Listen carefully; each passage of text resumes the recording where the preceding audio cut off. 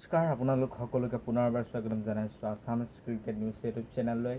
আৰু এই চেনেললৈ আপুনি প্ৰথমবাৰৰ বাবে আহিছে তেনেহ'লে চেনেলটো ছাবস্ক্ৰাইব কৰি বেল আইকনটো দবাবলৈ নাপাহৰিব। তেনেহ'লে বলক বন্ধুসকল, আজিৰ ভিডিঅ'টো আৰম্ভ কৰোঁ।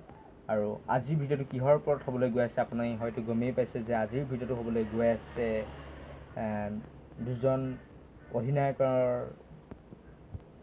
মাজত, যি ভাৰতৰ ক্ৰিকেট দলৰ এজন প্ৰাক্তন অধিনায়ক আৰু এজন বৰ্তমানৰ অধিনায়ক মহেন্দ্ৰ সিং ধোনী আৰু বিৰাট কোহলিৰ ওপৰত যে এটা সকলোৰে মাজত প্ৰশ্ন হয় যে কোন বেষ্ট কেপ্টেইন, তাৰ বিষয়ে আমি আলোচনা কৰিম। আৰু পোনপ্ৰথমে তেওঁলোকে দুইজনৰে যি কেপ্টেইনশ্বিপ দুয়োৰে পৃথক বুলি ক'ব পাৰি, কিয়নো মহেন্দ্ৰ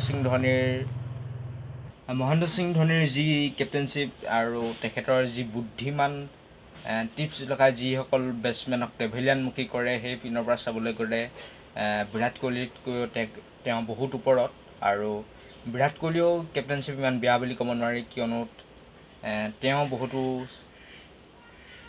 তেওঁৰ নেতৃত্বতো বহুতো ছিৰিজ জিকিছে টিম ইণ্ডিয়া, আৰু কিন্তু তেখেতে কাপ দিবলৈ সক্ষম হোৱা নাই। বা মহেন্দ্ৰ সিং ধোনীৰ নেতৃত্বত T20 বিশ্বকাপ, এদিনীয়া চেম্পিয়নছ ট্ৰফিৰ লগতে বহুকেইটা ট্ৰফি টিম ইণ্ডিয়াক উপহাৰ দিবলৈ সক্ষম হৈছে। আৰু সেই পিনৰ পৰা চাবলৈ গ'লে মহেন্দ্ৰ সিং ধোনীৰ স্থান বহুত ওপৰত। Thank you so' much.